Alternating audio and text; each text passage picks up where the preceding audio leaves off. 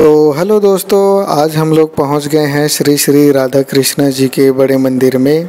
सबसे पहले हम लोग मंदिर के गेट को देखते हैं, कितना सुंदर और प्यारा लग रहा है। हम लोग मंदिर में प्रवेश करते हैं। मंदिर में प्रवेश करते ही मंदिर का सुंदर दृश्य हमें सामने से दिखाई देता है। देखिए दोस्तों, मंदिर अपने आप में एक अद्भुत नज़ारा प्रस्तुत करता है, क्योंकि इस मंदिर के निर्माण को 180 से 85 साल हो गया है।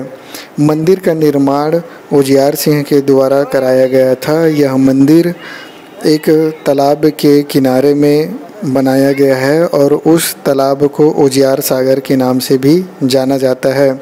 तो चलिए दोस्तों, हम लोग अवनी बिटिया को पकड़ लेते हैं, गोद में उठा लेते हैं और मंदिर में प्रवेश करते हैं। और मैं आप सभी को बारी बारी से मंदिर का कुछ जानकारी बताता रहूँगा और हम लोग क्या कर रहे हैं उसके बारे में भी आप सभी को बताता रहूँगा। तो सबसे पहले हम लोग मंदिर में प्रवेश कर लेते हैं। और आप मंदिर जैसे ही हम लोग प्रवेश करते हैं तो मंदिर में बहुत सारे जो मंदिर का बनावट है वो बहुत ही अपने आप में एक अलौकिक दृश्य का सुंदर प्रस्तुत नज़ारा प्रस्तुत करता है। देखिए, बहुत सारे मंदिर में कई प्रकार के डिजाइनें हैं जो भारतीय स्थापत्य शैली का सुंदर मिश्रण देखने को यहाँ पर हमें इस मंदिर में मिलता है। तो देखिए दोस्तों, हम लोगों ने सबसे पहले राधा कृष्ण जी का यहाँ पर दर्शन और आशीर्वाद प्राप्त करते हैं।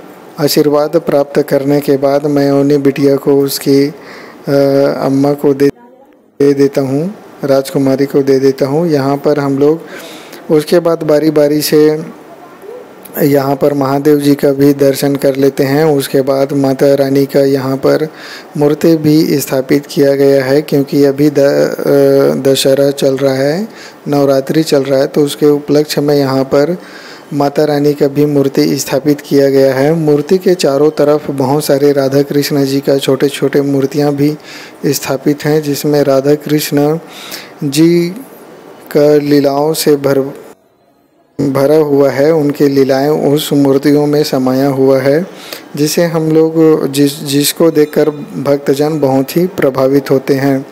यहाँ पर हम लोग राधा कृष्ण जी की छोटे छोटे और मूर्तियों का दर्शन करने के बाद हम लोग यहाँ पर राधा कृष्ण जी का प्रसाद ग्रहण कर लेते हैं। यहाँ पर अमन, राजकुमारी और अवनी भी प्रसाद ग्रहण कर लेती है और मैं भी यहाँ पर प्रसाद ग्रहण कर लेता हूँ। प्रसाद ग्रहण करने के बाद हम लोग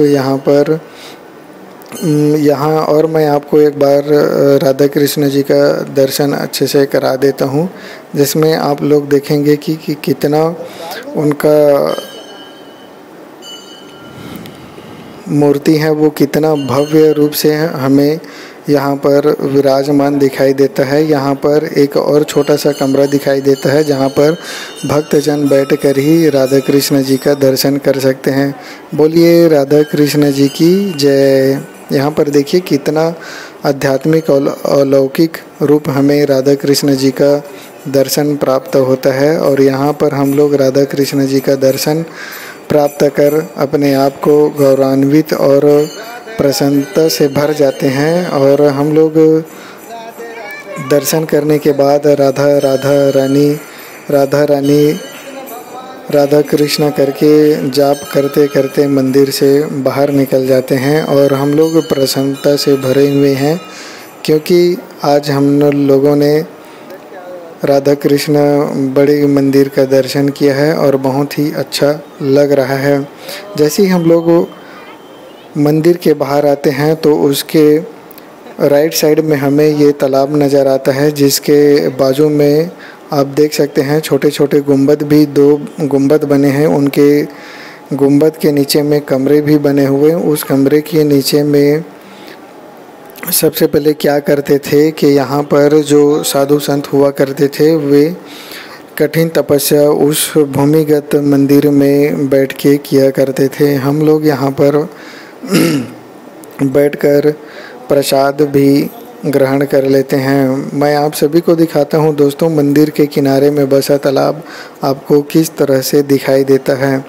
तो ये देखिए दोस्तों, ये है मंदिर और मंदिर के जस्ट बाजू में ये तालाब है और ये तालाब के बाजू में ये घाट भी आपको दिखाई देता है। और देखिए कितना सुंदर दृश्य आपको दिखाई दे रहा है। देखिए गुंबद के नीचे छोटा छोटा कमरे भी दिखाई दे रहा है। देखिए दोस्तों, अभी शाम का 6 साढ़े 6 बजने वाला है, बज गया है और देखिए दृश्य आपको किस तरह से कितना सुंदर, शांत और आध्यात्मिक नज़र आ रहा है। यह मंदिर अपने आप में एक अद्भुत है दोस्तों। मंदिर परिसर से बाहर आते आते हम लोग माता रानी की जोत जवारा का भी दर्शन करते हैं और माता रानी और राधा कृष्ण जी का नाम जाप करते करते हम लोग मंदिर से निकल जाते हैं। बोलिए राधा कृष्ण भगवान